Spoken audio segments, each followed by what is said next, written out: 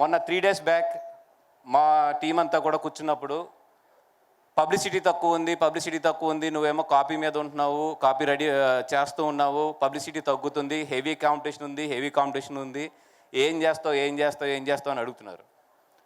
నాకు ఒక్కటే ధైర్యం, ఎప్పుడు నా లైఫ్లో ఒకడు ఉన్నాడు. నేను ఎక్కడున్నా, ఏం చేస్తున్నా, ఎలా ఉన్నా కూడా నాకు అవసరం ఉన్నప్పుడు మాత్రం అతను వచ్చి నిలబడతాడు. నేను అది అడగక్కర్లేదు కూడా.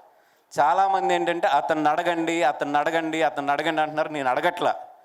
డైలాగ్స్ కూడా పడుతున్నాయి. ఏమని? లేదు వీళ్ళిద్దరికి ఏదో గ్యాప్ వచ్చింది, ఈయన ఆయనతో సరిగ్గా ఉండట్లేదు, ఆయన ఈయనతో సరిగ్గా ఉండట్లేదు, ఇవన్నీ డైలాగ్స్ పడతానే ఉన్నాయి, నాకు వినబడతానే ఉన్నాయి.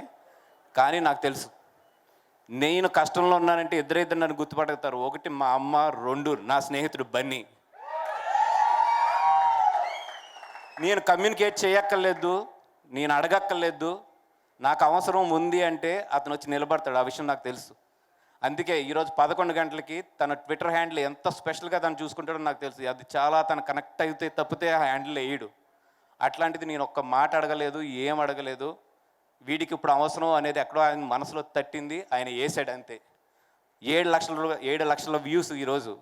అదేవిధంగా ఆయన ఇన్స్టాగ్రామ్ తీసుకుంటే 7 లక్షల, ఇంచుమించు 6,50,000 వ్యూస్ ఇందాక నేను చూస్తుంటే, ఒక స్నేహితుడికి ఎప్పుడు నిలబడాలి, ఎలా నిలబడాలి అనేది తెలిసిన ఒకే ఒక వ్యక్తి ఎవరంటే నా లైఫ్లో అయితే అది బన్నీ గారు.